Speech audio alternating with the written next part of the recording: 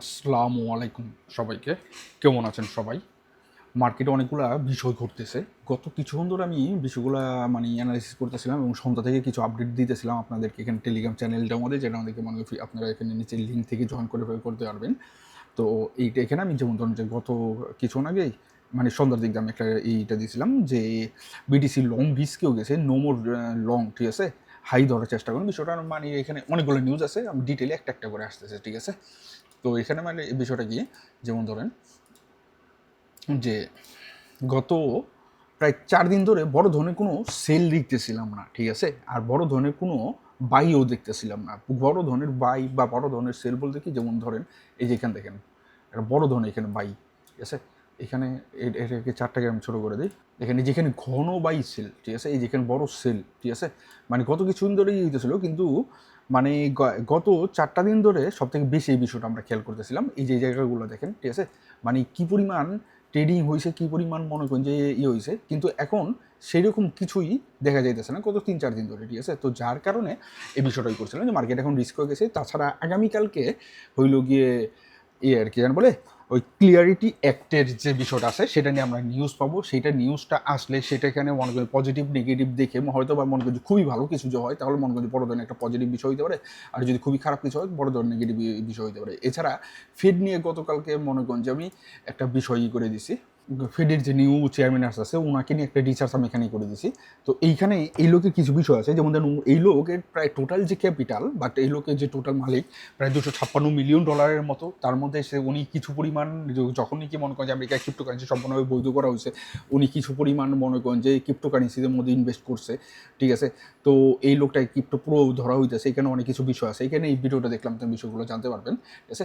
তো গত কয়েকদিন ধরে গত 3-4 দিন ধরে বিষয়গুলো খুবই খারাপ যাইতেছে এবং আগামী 3-4টা দিন মার্কেটের জন্য খুবই রিস্কি যাবে, ঠিক আছে? খুবই রিস্কি যাবে। আর একটা জিনিস হলো গিয়ে, আমি গতকালকে হলো গিয়ে আমার মীমাংসা প্রিডিকশনের আগামী সপ্তাহ প্রিডিকশনটা এইখানে আপলোড করে দিয়েছিলাম। এবং প্রিডিকশনের ভিডিওগুলো রাখা যায় না, এখানে একটু সমস্যা হয়ে যায়, ইউটিউব থেকে বিভিন্ন ধরনের মনে করেন যে নানান সমস্যা হয়, তাই আপনাদেরকে বলছিলাম যে এখানে পজিটিভ রিয়েক্ট দেন। বাট দেখলাম যে সেটা আপনারা জাস্ট দেখছেন বা অনেকে পজিটিভ রিয়েক্ট নেই, তাই আমি সন্ধ্যাবেলা ওটাকে লক করে দিয়েছি। তো সে আর কিছু করার নেই, যারা দেখছেন আশা করি বিষয়গুলো খুব সুন্দর করে লিখে রাখছেন এবং নোট করে রাখছেন। 2 নম্বর একটা জিনিস হলো, আজকের বিষয় হলো কি, সোলানার নিউ আপডেট আসছে। 2টা আপডেট আসছে এই বছরের মধ্যে। আমরা দেখলাম 2টা আপডেটের মধ্যে হলো সোলানার জন্য এই 2টা আপডেট খুবই গুরুত্বপূর্ণ একটা বিষয়, ঠিক আছে?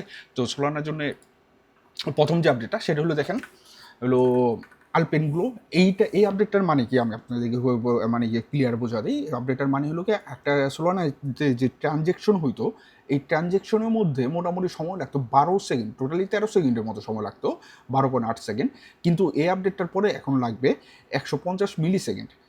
নর্মালি 1 সেকেন্ডকে যদি আমরা 1000 দিয়ে ভাগ করি তাহলে হয় 1 মিলি সেকেন্ড। তার মানে কি 1 সেকেন্ডের থেকেও কম সোলানার এই নতুন আপডেটটা আসছে। এই আপডেটটা সোলানাকে খুবই স্ট্রং করতেছে। এবং সোলানার 2 নম্বর যেটা নাকি ফায়ার ডান্সার, ঠিক আছে? এইটার মধ্যে কি হয়েছে, ফায়ার ডান্সার 1.0 এটার মধ্যে যে বিষয়টা হয়েছে, নর্মালি বাগের কারণে সোলানার মধ্যে যে সমস্যাগুলো হতো, নর্মালি আমরা দেখতাম 2024-এর আগে বা 23-এর আগে যে আমাদের দেশে লোডশেডিং হতো না, এইভাবে মাঝে মাঝে সোলানার চেনের কিন্তু মাঝে মাঝে অফ হয়ে যেত। 2023-এর পর থেকে এই বিষয়টা দেখা যায় না, কিন্তু কিছু কিছু বাগ আছে। তো এইসব বাগের কারণেও আছে না, বা এইসব সমস্যার কারণেও সোলানা চেনের মধ্যে কোনো ধরনের সমস্যা হবে না। এআই অটোমেটিক্যালি সেই বাগগুলোকে সলভ করে ফেলবে, অথবা সেই বাগগুলোকে সাইড করে দিয়ে আপনার ব্লক চেনের কার্যক্রম সফল রাখবে। এটা হলো সোলানার আপডেট। এটা অনেকে মনে করেন যে এই প্রশ্ন করতেছিল, ছাড়া গতকালকে আমি আমার জন্য টেলিগ্রাম চ্যানেলটার মধ্যে পোস্ট করে দিয়েছিলাম, তখন অনেকে মনে করেন যে করছিল যে এই বিষয়টা কি, যে ওকে। 2টা বিষয়গুলো। 3 নম্বর বিষয়, 3 নম্বর বিষয় হলো ভাইরাস। আচ্ছা, ভাইরাসের বিষয়টা এখানে আছে না, ভাইরাসের বিষয়টা নিয়ে আলাদাভাবে একটি করতে হবে। ভাইরাসের যে বিষয়টা ওই WHO যে বিষয়টাই করছেন, যে এটা টোটালি 3-4 সপ্তাহের মধ্যে মনে করেন যে একটা সময় যাবে। এছাড়া টোটাল 12 থেকে 14 সপ্তাহ আলাদা একটা সময় তারা ভেঙে দিচ্ছেন। গতকালকে আমি প্রিডিকশনটার মধ্যে ভিডিওটা ছিল, সেখানে আমি খুব ডিটেলে ভেঙে দিচ্ছি। এখন এটা নিয়ে সময় করার দরকার নাই। আগামী 2টা মাস পরে হলো গিয়ে কি, বিশ্বকাপ ফুটবল শুরু হইতেছে এবং এইটার সাথে একটা কানেকশন তৈরি হয়েছে। আমি আজকে একটা বিষয় দেখলাম, যেমন ধরেন যে বিষয় দ্য ইকোনমিস্টের এই পোস্টটার মধ্যে দেখাইছিল যে বিশ্বকাপে নিচে একজন লোক বল লাথি দিতেছে বা কিক করতেছে, এবং এই যে ভাইরাসের যে ইফেক্টেশনটা, এটা টোটালি মানুষের উপর কার্যক্রম হইতে বা এটা নিয়ে আলাদা একটা ভিডিও করতে হবে। সো এখানে এটা ডিলেলি করা নাই। যদি আমরা সেখানে 12 সপ্তাহ ধরি, তার মানে কি 3 মাস। তারপর যা দেখেন বিশ্বকাপের সময় থেকে বা এটার সময়টার মধ্যে মানে টোটাল এখন তৈরি ডব্লিউএইচও কিন্তু এটা কোনো প্রতিষেধক তৈরি করতে পারে নাই বা এটার কোনো সঠিক প্রতিষেধক নেই। এটা নর্মাল ট্রিটমেন্টের মাধ্যমে মানুষকে সুস্থ করানোর চেষ্টা করা হয়েছে এবং কয়েকজন মানুষ মারা গেছে, যার কারণে একজন মানুষের বডিতে যখন এই ভাইরাসটা ঢুকে 2 থেকে 3 সপ্তাহ পর্যন্ত এটা নর্মাল কোনো লক্ষণ দেখা যায় না। অতএব এটা খুবই ক্রিটিক্যাল একটা বিষয়। এটা আমি ডিটেলে পরে আপনাদেরকে আরও জানা দেবো। জানি কি আমার প্রিডিকশনের ভিডিওটা, মে মাসের প্রিডিকশনের ভিডিওটা গতকালকে যেটা দিয়েছিলাম ব্লক করে দিয়েছি, এটা দেখেন নাই। 3 নম্বর বিষয়, আচ্ছা ভাইরাস নিয়ে কিন্তু গত প্রায় ডিসেম্বরের দিকে আমি আপনাদেরকে একটা অ্যালার্ট করছিলাম যে জুনের পর থেকে একটা ভাইরাসে আক্রমণ হওয়া শুরু হবে। সেই বিষয়টা আমরা এখন বর্তমানে দেখতে মনের সম্বন্ধে দেখতে পারলাম। আর এটা হলো পানির যুদ্ধ। গত 2 মাস আগে যখন কি মনে যুদ্ধ, এই যুদ্ধটা বর্তমানে শুরু হইলো, বলে সিজফায়ার হইলো, তখন আমি আপনার বলছিলাম নেক্সট যুদ্ধ শুরু হইতে যাইতেছে পানির যুদ্ধ। এবং সেটাই আমরা গত 2 মাস ধরে দেখতেছি যে আমেরিকা ব্লক করে রাখছে জাহাজ দিয়ে, ইরান ব্লক করে রাখছে জাহাজ দিয়ে। তার মানে এটা নর্মালি পানির যুদ্ধ চলতেছে, ঠিক আছে। তো ওই বিষয়গুলো আপনাদেরকে অনেক আগে অগ্রিম বিষয় জানা হয়, ঠিক আছে।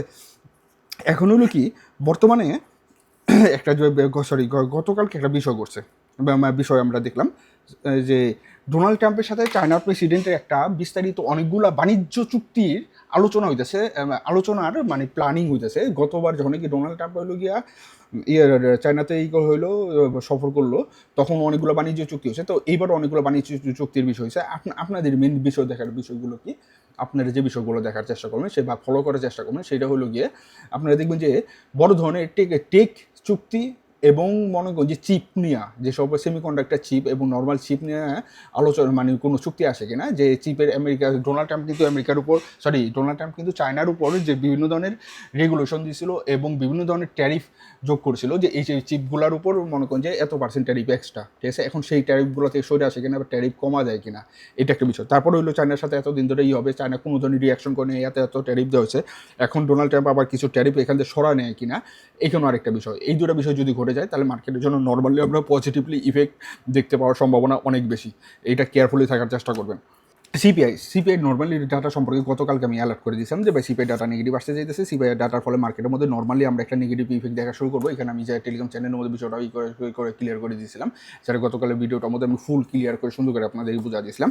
এখন বাকি আছে পিপিআই ডাটাও যদি আগামীকালকে সিপিআই ডাটার মতো নেগেটিভ আসে তাহলে এটা রিভার ইফেক্টের নেগেটিভ আসবে। এছাড়া আগামীকালকে আরেকটা জিনিস আসতেছে, সেটা হলো ক্লিয়ারিটি অ্যাক্ট। তো এই দুটার সাথে মিক্স করে আগামীকালকের রিয়াকশনটা যে কী হইতে যাইতেছে সেটা আমরা বুঝতে পারতেছি না, বা এখনও বোঝা সম্ভব না।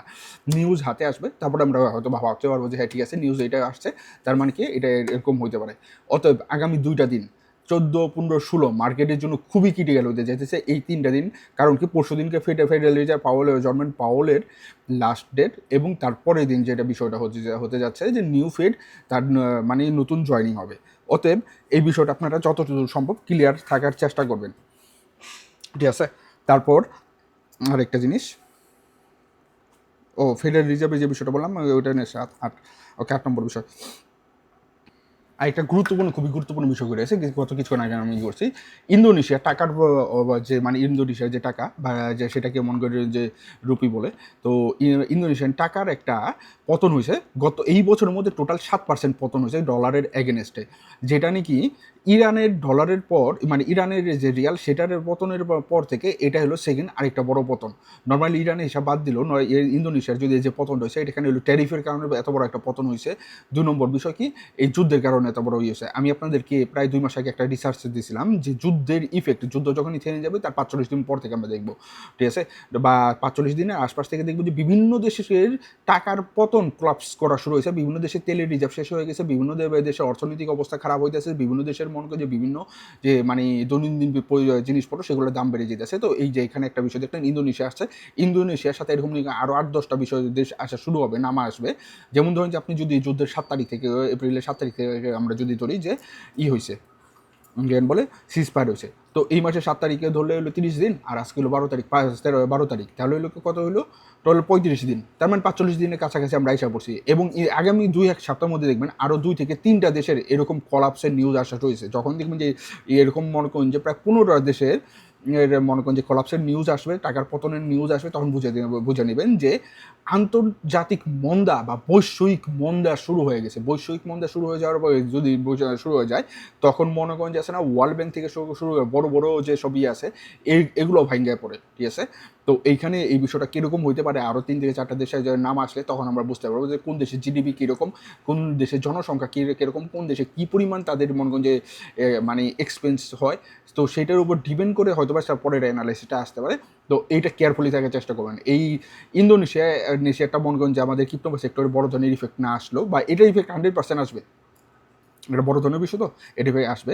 ইউরোপিয়ান দেশগুলোর যে যখন নাকি নিউজ আসা শুরু হবে, তো সেটার ইফেক্ট ক্রিপ্টোতে ভয়ঙ্করভাবে আসা শুরু হবে। এই বিষয়টা মাথায় রেখে চেষ্টা করবেন। এরপর সিপিআই ডাটা যে বিষয়টা আসছে, সিপিআই ডাটা এই বিষয়টা আসার পর নর্মালি আমরা একটা বিষয় মনে করেন যে খেয়াল করে দেখবেন, যখন নাকি সিপিআই ডাটা এরকম মনে করেন যে বাড়াতেই থাকে, তখন কিন্তু রেট হাইকের চান্স কমে যায়। ঠিক আছে, নর্মালি আমরা রেট কাটের আশা করতেছি, রেট কাটের চান্স কমে গেছে, সো এটা একটা মানে আমাদের জন্য নেগেটিভ বিষয়। কিন্তু আমরা রেট হাইকের বিষয়টা ভাবতেছিলাম যে সারা বিশ্বের অর্থনৈতিক পরিস্থিতির কারণে রেট হাইক হইব কিনা, যেহেতু সিপিআই ডাটা খুবই বাজে হয়ে আসছে, সেই হিসাবে রেট হাইকের চান্সটা কমে গেছে আপাতত। তার মানে আশা করা যায় যে আগামী 4 মাসের মধ্যে কোনো ধরনের আমরা রেট কাট অথবা রেট হাইক দেখব না। ওকে, 9 নম্বর বিষয়।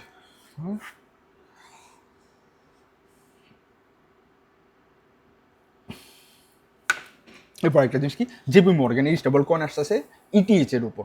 আমি কিছুক্ষণ আগে আমার এই যে টেলিগ্রাম চ্যানেলটার মধ্যে এই বিষয়টা আপনাদের পোস্ট করে দিছি। তো এই যে ইটা আসতেছে, এখানে একটা বিষয় আছে, আপনার মনে করেন বিষয় খেয়াল রাখার চেষ্টা করুন, যেহেতু ইটিএইচ এর উপর আসতেছে, তার মানে ইটিএইচ এর মধ্যে নর্মালি আমরা একটা পাম্প দেখতে পারি। তবে আরেকটা জিনিস কি, যে মানে এই যে জেপি মর্গান যে মানে ইটিএইচ এর উপর আসলো বা এই ব্যাংকটা আসলো, এদের সাথে যেসব কয়েনের মধ্যে সাথে সম্পর্ক আছে, সেই সব কয়েনের মধ্যে আছে না, নর্মালি আমরা একটা পাম্পিং দেখতে পারবো। এছাড়া এদের জেপি মর্গান ব্যাংকের ইটিএফ আসতেছে, তারা নর্মালি বিটকয়েন এবং ইথিরিয়ামকে এবং সোলানাকে সোলানার ইটিএফে জয়েন করবে। তো এর সাথে সাথে অন্য যেসব কয়েনের ইটিএফ তারা নিয়ে মনে করেন যে করবে, আমরা জানি যে মোটামুটি অনেকগুলো কয়েনের ইটিএফ এসে পড়ছে। তো এর সাথে সাথে অন্যান্য যেসব কয়েনের ইটিএফের সাথে তারা মনে করেন যে মানে জয়েন করবে বা তারা অন্তর্ভুক্ত করবে, সেই সব কয়েনের মধ্যে আমরা নর্মালি একটা বিষয় কি পাম্পিং, ছোটোখাটো একটা পাম্পিং, যেখান থেকে দেখবেন যে পাম্পিং হচ্ছে, আবার দেখবেন যে সেখানে আবার ফেরতও আসছে। তো এই বিষয়টা মাথায় রাখার চেষ্টা করবেন, কবে কখন কীভাবে এই বিষয়গুলো নজর রাখার চেষ্টা করবেন। অথবা আমার টেলিগ্রাম চ্যানেলের মধ্যে আপনি জয়েন হয়ে থাকতে পারেন। আচ্ছা, আরেকটা জিনিস আমি আপনাদেরকে জানা দিই, এখানে এই বিষয়টা অনেক বড় কনফিউশন হয়ে গেছে। যেমন আমার যে রেফার গ্রুপটা আছে, এখানে আমার রেফার গ্রুপে মানে এখানে এটা কিন্তু সম্পূর্ণ ফ্রি। এই গ্রুপটা হলো কি, যারা নাকি মনে করেন যে আমি নিচে এমএক্সি এবং বিংসের লিঙ্ক দেওয়া আছে, আপনি এখান থেকে যে কোনো একটা মধ্যে আমার ওই লিঙ্ক থেকে অ্যাকাউন্ট করবেন, অ্যাকাউন্ট করার পর এখানে জয়েন দেবেন। এখানে আমার ডিরেক্টলি আমার সাথে কথা বলতে পারবেন। ঠিক আছে, এখানে ডিরেক্টলি আমাকে যে কোনো ধরনের প্রশ্ন করতে পারবেন, বা আমাদের এই কমিউনিটির মধ্যে যে, ঠিক আছে, আমি এটাকে আলাদা কমিউনিটি হিসেবে বানানোর ট্রাই করতেছি। তো এই কমিউনিটির মধ্যে আপনি জয়েন হইতে পারেন।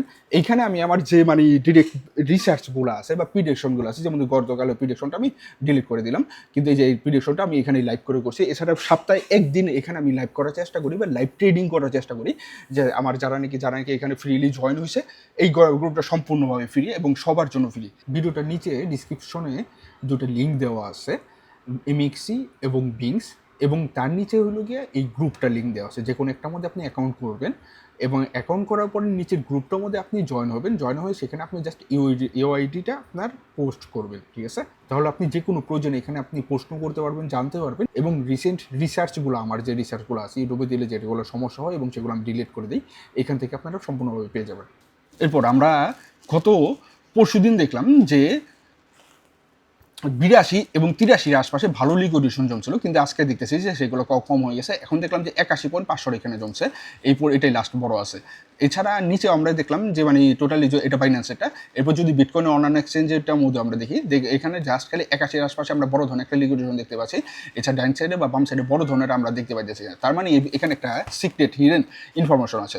গত নেক্সট 4 দিনের যে ইনফরমেশনগুলো আমি আপনাদেরকে দিলাম যে এই বিষয়গুলো করবে, এই বিষয়গুলোর উপর বেসিস করে অনেক রিটেল সেলার সরে গেছেন, অনেক হোয়েলরাও এখান থেকে সরে গেছেন, এবং নর্মাল যেসব ট্রেডার আছে বিষয়গুলো বুঝতে পারছেন যে এখন ক্রিটিক্যাল হয়ে যেতেছে, বা আমি নর্মালি এতদিন প্রফিটে ছিলাম, সো এই প্রফিট থেকে, বাট এখন মার্কেটের অবস্থা এমন একটা ক্রিটিক্যাল হয়ে যেতে পারে যে কোনো মুহূর্তে যা কাউকে লিকুইডেশন উল্টাপাল্টা মুভমেন্ট নিতে পারে, তারা সরে গেছে যে হ্যাঁ ঠিক আছে, আমি যা প্রফিট করছি বা আমি যে পরিমাণ আর্নিং করছি সেই আর্নিংগুলো আমি সেভ করার চেষ্টা করি, এখন আমার ট্রেড না করাটাই বেস্ট। তো আমিও আপনাদেরকে এই বিষয়গুলো এটা মানে বোঝাইতে চাইতেছি যে আপাতত আপনি যদি মার্কেটের পরিস্থিতি বুঝতে না পারেন, আপনার কাছে পারফেক্ট আপডেট না থাকে, এবং আপনি যদি অ্যানালাইসিস করতে একটুখানি সমস্যা হয়ে থাকে, তাহলে আপনি কয়েকদিনের জন্য ক্রিপ্টো এইখানে সেক্টর থেকেই করেন। এছাড়া আমি গত দাম থেকে বলতেছি, এপ্রিলের লাস্টে থেকে বলতেছিলাম দিয়েছিলাম যে মের পর থেকে মার্কেটে যদি বাই চান্স আপনাদের ভুল আসার, আপনারা যাদের ফলো করেন তারা যে বলতেছে ভুল আসবে, তো সেরকম যদি আশা থাকে তাহলে আপনি 30%, জাস্ট আমি এখানে প্রায় 40টার মতো কয়েন দিয়েছিলাম, আপনাদের দেখাও দিয়েছিলাম, ওই কয়েনগুলোর মধ্যে জাস্ট 30%, আপনার কাছে 100 টাকা থাকলে আপনি জাস্ট 30% ইনভেস্ট করে রাখেন। যদি বাই চান্স ভুল আসেও আপনি ওই 30% প্রফিট নেবেন। যদি বাই চান্স ভুল নাও আসে, এতটা ডাউনে আপনি নিয়েছেন, সেগুলোর মধ্যে আটকা যাওয়ার কোনো চান্স নাই। নর্মাল একটা প্রাইসের মধ্যে, আশপাশের মধ্যে আপনি ছেড়ে দিয়ে মনে করেন যে বের হয়ে যেতে পারবেন, ঠিক আছে।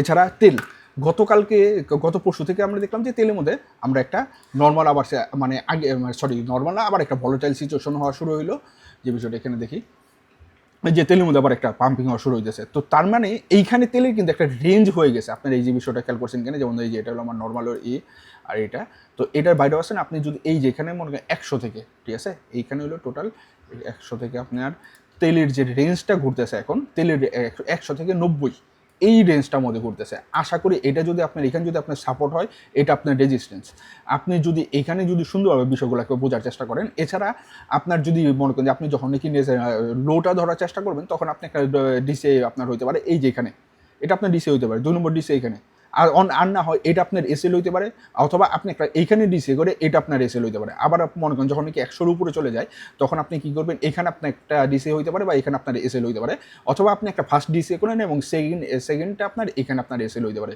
খুব সুন্দরভাবে আপনাদেরকে বুঝা দিলাম যে বিষয়গুলো, অনেকে মনে করেন আমি আমার প্রিমিয়ামের মধ্যে বুঝা দিই, অথবা ফ্রি রেফার গ্রুপটার মধ্যে আমি বিষয়গুলো মাঝে মাঝে অ্যালার্ট করে দিই লাইভের মধ্যে। এবং লাস্ট আরেকটা জিনিস, সিপিআই যে গতকালকে আমরা দেখলাম যে 3.8 আসছে, বারবার সিপিআইটা ঘুরে ফিরে আসতেছে, যাই হোক বিভিন্ন সময় বা বিভিন্ন বিষয় রিলেটেডে। এইখানে একটা বিষয় আছে, এটা মাথায় রাখে বোঝার চেষ্টা করবেন বা মাথায় রাখার চেষ্টা করবেন। 2023 সালের পর এইরকম এত বড় একটা ইফেক্ট হয়েছে। 2023 সালের পর সিপিআই ডাটা এতটা উপরে আসছে, যে বিষয়টা মার্কেটের জন্য হিউজ রিস্কি। অতএব বর্তমানে যে মানে তেলের যে পরিস্থিতি, অর্থনৈতিক যে পরিস্থিতি এবং আনএমপ্লয়মেন্ট যে পরিস্থিতি এবং বিভিন্ন বিষয়ের যে দাম বেড়ে গেছে, যেমন আমেরিকাতেও তেলের দাম লিটার প্রতি $60 কাছে চলে গেছিলো, এখন $5 আছে। অতএব আগামী মাসেও সিপিআই ডাটা 3.7 উপরে বা এর আশপাশেই থাকবে, এটুকু আমি বলতে পারি। আপনি হয়তো বলতে পারেন যে ভাই এইভাবে কীভাবে বলতেছেন, নর্মালি আমার যে মানে এক্সপিরিয়েন্স আছে সেটার উপর ভিত্তি করে বলতেছি। আপনি আজকে বলে দিলাম, হয়তো আপনি আগামী মাসে বিষয়টা খেয়াল করে দেখতে পারেন, ঠিক আছে। তো আজকের ভিডিওটা আমি এখানেই শেষ করে দিতেছি। আসসালামু আলাইকুম, সবাইকে ভালো থাকবেন এবং আমার জন্য দোয়া করবেন।